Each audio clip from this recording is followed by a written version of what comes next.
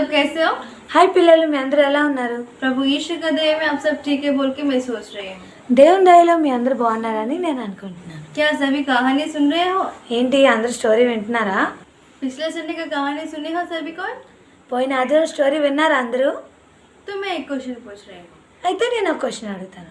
पिछले संडे का कहानी में हम लोग सुने हैं समूएल के साथ परमेश्वर ने बात किया है। అయితే పోయిన ఆదివారం స్టోరీలో శామ్యూయల్తో దేవుడు మాట్లాడారని మనం విన్నాం కదా. तो उस समय में समूएल का उम्र कितना था అయితే అప్పుడు శామ్యూయల్ యొక్క వయసు ఎంత? और परमेश्वर ने उसको कितने बार समूएल बोल के बुलाया? ఇంకా దేవుడు ఆయన్ని ఎన్నిసార్లు సమూయేల్ అని పిలిచారు? वो नीचे कमेंट करके मुझे बता। అది కామెంట్ చేయండి. ठीक है, अभी उसके बाद की कहानी हम लोग सुनते हैं। ఇప్పుడు తర్వాత స్టోరీ మనం విందాం. अभी हम लोग पिछले कहानी में सुने हैं एली का 2 बेटे मर गए हैं। एली मर गया, उसका बहू मर गया। अब इनका घर में कोई भी बच्चा नहीं था, तो एली का जगह में समूएल ने याजक बना है। మనం పోయిన స్టోరీలో విన్నాం కదా, ఏలి యొక్క కొడుకులు చనిపోయారు, ఏలి చనిపోయారు, ఆయన కోడలు చనిపోయింది, ఇంకా ఆ కుటుంబంలో ఎవరు లేనందువల్ల ఇప్పుడు సమూయేల్ అక్కడ యాజకుడు అయ్యారు. अभी समूएल ने याजक बना है, लेकिन सही समय पर उसका शादी हुआ और उनको बच्चे भी जन्म हुआ। ఇప్పుడు సమూయేల్ యాజకుడు అయిన తర్వాత ఆయన సరైన సమయంలో తనకి పెళ్ళి అయింది, ఇంకా పిల్లలు కూడా పుట్టారు. और वो अपने बूढ़ेपन तक वही याजकत्व किया है उधर। ఇంకా ఆయన ముసలి అయినంత వరకు ఆయన యాజకుడిగా అక్కడ ఉన్నారు. और वो याजक ही नहीं था, एक भविष्यवक्ता भी था वो। ఆయన యాజకుడే కాదు, ప్రవక్తగా కూడా ఉన్నాడు. मतलब वो प्रार्थना करने से हर विषय का उत्तर परमेश्वर स्वयं उसको देता था।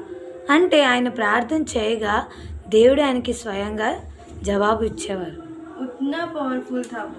అంత పవర్ఫుల్గా ఆయన ఉండేవారు. ऐसे कुछ साल बीत गया है। అలా కొన్ని సంవత్సరాలు అయిపోయిన తర్వాత समूएल ने अभी बूढ़ा भी हो गया है। సమూయేల్ ఇప్పుడు ముసలివాడు అయిపోయాడు. तो समूएल का जगह में तो अभी और एक को आना है ना याजकत्व करने के लिए। ఇప్పుడు సమూయేల్ ప్లేస్లో ఇంకొకరు రావాలి కదా యాజకత్వంకి. तो समूएल के बाद उसका बच्चे ही ना उस जगह पर आएंगे। అయితే సమూయేల్ తర్వాత ఆయన పిల్లలే అక్కడికి వస్తారు కదా. लेकिन इजरायली लोग समूएल के बच्चे को एक भविष्यवक्ता के रूप में ना तो एक याजक के रूप में नहीं जा रहा है। కానీ ఇజ్రాయేలు సమూయేల్ యొక్క పిల్లల్ని యాజకత్వంగా కానీ ప్రవక్తగా కానీ వాళ్ళు కోరుకోలేదు. क्योंकि समूएल ने बहुत अच्छा व्यक्ति है, ఎందుకంటే సమూయేల్ ఎంతో మంచి వ్యక్తి, लेकिन उनका बच्चा अच्छे थे लेकिन उसके पिता के जैसे नहीं थे। కానీ అతని పిల్లలు మంచివారుగా ఉన్న ఆయన తండ్రి లాంటి మంచితనం కాదు. इसीलिए वो लोग अभी समूएल के पास आके वो सभी को एक डिमांड किया है। అందుకనే వాళ్ళందరూ సమూయేల్ యొద్దకు వచ్చి ఒక డిమాండ్ చేశారు. वो क्या है कि అదేంటంటే इजराइल को छोड़ के हर एक लोगों को अपना अपना राजा है। ఇజ్రాయెల్ని విడిచిపెట్టి మిగతా అందరికీ తన తన రాజు ఉన్నారు. तो हम लोगों को भी एक राजा को दो। అయితే మాకు కూడా ఒక రాజుని ఇవ్వండి. वैसे बोल के समूएल को बोले। तब समूएल ने ये विषय को सुनकर बहुत दुखित हुआ है कि परमेश्वर की याजक को वो लोग नहीं चाह रहे हैं, उसके बदले वो लोग राजा को चाह रहे हैं दुनिया के अनुसार बोल के वो बहुत दुख किया था। అప్పుడు యాజకుడు అయిన సమూయేల్కి ఎంత దుఃఖం వచ్చింది, ఎందుకంటే దేవుడు కోరుకున్న యాజకత్వాన్ని విడిచిపెట్టి లోకానుసారంగా వాళ్ళు రాజు కోరుకుంటున్నారని. और वो परमेश्वर के पास जाके प्रार्थना भी किया था। ఇంకా ఆయన దేవుని వద్దకు వెళ్ళి ప్రార్థన కూడా చేశారు. तो परमेश्वर ने उस प्रार्थना को उत्तर दिया దేవుడు కూడా ఆయన ప్రార్థనకి జవాబిచ్చాడు. और बोला समूएल तुम क्यों रो रहे हो, वो तुम्हें ही नहीं हमको भी नहीं चाह रहे हैं। అప్పుడు ఆయనతో దేవుడు ఇలా అంటున్నాడు, సమూయేలు ఎందుకు నువ్వు దుఃఖపడుతున్నావు, వాళ్ళు నిన్ను కాదు నిన్ను ఎన్నుకున్న నన్నే వాళ్ళు విసర్జించారు. इसीलिए तुम रो मत, लेकिन उनके लिए मैं एक राजा को भी तैयार किया हूँ। అందుకని నువ్వు దుఃఖపడవద్దు, ఎందుకంటే వారి కొరకు నేను ఒక రాజుని ఎన్నుకున్నాను. एक आदमी कल तुम्हारे पास आएगा, ఒక మనుషుడు నీ వద్దకు వస్తాడు. वो इजराइल में सबसे लंबा है ఆయన ఇజ్రాయేల్ అందరికన్నా పొడుగైన వాడు, और बलवान है, देखने के लिए सुंदर भी है। ఇంకా బలవంతుడు, చూడ్డానికి ఎంతో అందమైన వాడు. ఆయన ఇజ్రాయేల్ అందరికన్నా ఎత్తుగా, బలంగా, అందంగా ఉంటాడు. तो उसको राजा के रूप में अभिषेक करो। అయితే ఆయన నువ్వు రాజుగా అభిషేకించాలి. और जैसे परमेश्वर ने उसको बोला है वैसे ही वो व्यक्ति आना और शमूएल ने उसको राजा की तरह अभिषेक करना भी हो गया। ఎలా అయితే దేవుడు ఆయన చెప్పారో అలాగే ఆ మనుషుడు ఆయన దగ్గరికి రావడం, ఆయన్ని సమూయేలు అభిషేకించడం కూడా జరిగింది. उसी का नाम है राजा साउल ఆయన పేరే రాజు అయిన సౌలు. और वो इज़राइल का पहला राजा है। ఇంకా ఆయన ఇజ్రాయెల్ యొక్క మొదటి రాజు. तो वो बहुत दिन परमेश्वर का बात सुनते हुए ही चला है। ఆయన చాలా రోజులు దేవుని యొక్క మాట ద్వారానే నడిచాడు. परमेश्वर के बात के अनुसार जैसे परमेश्वर की इच्छा है वैसे ही कुछ दिन तक चला है। దేవుని మాట అనుసారంగా ఆయన ఏం చెప్తే అలాంటి రీతిగానే ఆయన కొన్ని రోజుల వరకు నడిచాడు. लेकिन कुछ दिनों के बाद वो परमेश्वर की बात का उल्लंघन किया है। కానీ కొన్ని రోజులైన తర్వాత దేవుని మాటని ఆయన ధిక్కరించాడు. वो याजक का स्थान में याजक जो करना है वो ही वो काम को करके परमेश्वर को क्रोध आने की तरह किया है। యాజకుల స్థానంలో ఆయనే ఆ పనిని చేసి దేవునికి కోపం పుట్టించాడు. तो परमेश्वर उसके ऊपर क्रोध किया। అయితే దేవుడు ఆయన మీద కోపపడి उतना ही नहीं उसकी राज्य को भी उसके पास से छीन लिया। ఇంకా ఆయన రాజ్యాన్ని కూడా ఆయన వద్ద నుండి తీసుకున్నాడు. तो लेकर किसको दिया है? అయితే తీసుకున్న తర్వాత ఎవరికి ఇచ్చారు? तो परमेश्वर ने वो राज्य को किसको देना है बोल के फिर से शमूएल के साथ बात किया है। అయితే దేవుడు ఆ రాజ్యాన్ని ఎవరికి ఇవ్వాలనేది మళ్ళీ సమూయేలుకి చెప్పాడు. तो शमूएल ने उस दर्शन के अनुसार बेतलेहम नगर में गया। అయితే ఆ దర్శనానుసారంగా సమూయేలు బెత్లెహేం నగరానికి వెళ్ళాడు. तो बेतलेहम में कौन है? బెత్లెహేంలో ఎవరున్నారు? उधर एक व्यक्ति आएगा ऐशे बोल के, तुम उसके साथ बात करके उसके घर में जाना। నీ వద్దకు ఒక మనిషి వస్తాడు, ఆయన యెషయా. ఆయనతో పాటు వాళ్ళ ఇంటికి వెళ్ళు. और उसका घर जाने के बाद ऐशेया की बेटियों में एक बेटे को अभिषेक करना राजा के लिए। ఇంకా ఆయన ఇంటికి వెళ్ళి యెషయా కుమారుల్లో ఒక కుమారుడిని రాజుగా అభిషేకించాలి. तो यहाँ पर ऐशेया को कितने बेटे हैं?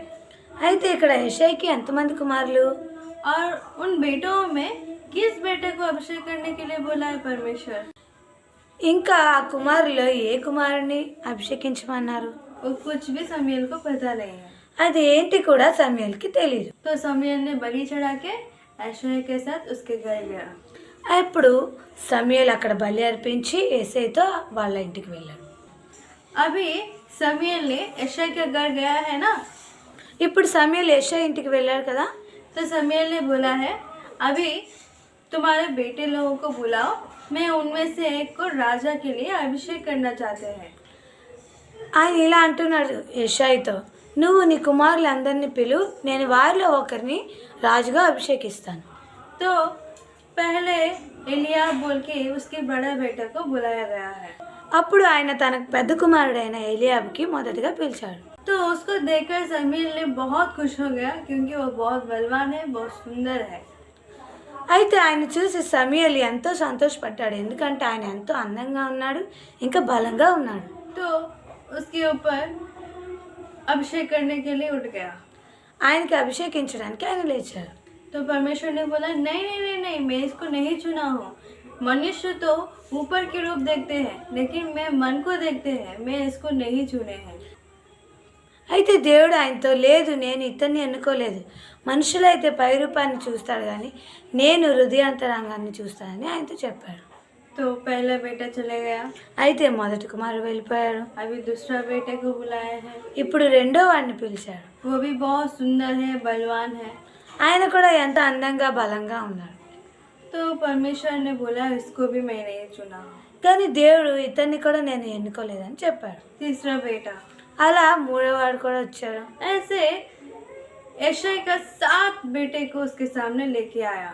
అలా యెషయా యొక్క 7 కుమారుల్ని ఆయన ముందర ఉంచాడు. लेकिन परमेश्वर ने उनमें से किसी को नहीं चुना है। కానీ దేవుడు వాళ్ళలో ఎవ్వరిని ఎన్నుకోలేదు. ये क्या है? అదేంటి? परमेश्वर ने बोला है ना उसके एक बेटे को चुनेंगे बोल के राजा की तरह। దేవుడు అన్నాడు కదా వారిలో ఒకరిని రాజుగా ఎన్నుకుంటానని. तो क्या हुआ, किसी को भी नहीं चुने हैं। అయితే ఏం జరిగింది? ఎవరిని ఎన్నుకోలేదు. तो फिर से समूएल ने यशायाह को पूछा है, क्या और कोई बचा है तुम्हारा बेटा में। అయితే మళ్ళీ సమూయేలు యెషయాతో ఇలా అంటున్నాడు, ఇంకా నీకు కుమారులు ఉన్నారా?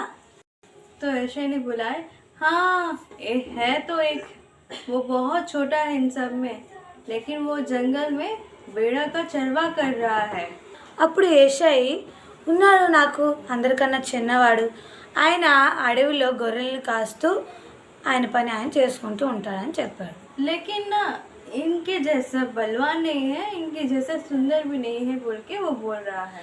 కానీ ఆయన వీరిలా అంత బలవంతుడు కాదు, వీరిలా అంత అందంగా ఉండడు అని చెప్పాడు. और इन सभी को युद्ध करने में बहुत वीर है, ఇంకా వీరందరూ యుద్ధంలో ఎంతో వీరులు, लेकिन उसको युद्ध करना भी नहीं आता है కానీ ఆయనకి యుద్ధం చేయడం కూడా రాదు. क्योंकि वो बहुत छोटा है अभी। ఎందుకంటే ఆయన ఇంకా ఎంతో చిన్నవాడు. तब समूएल ने बोलेगा, लेकिन उसी बेटे को तुम यहाँ पर बुलाओ। కానీ సమూయేలు ఇలా అంటున్నాడు, నువ్వు ఆయన్నే ఇక్కడికి పిలువు.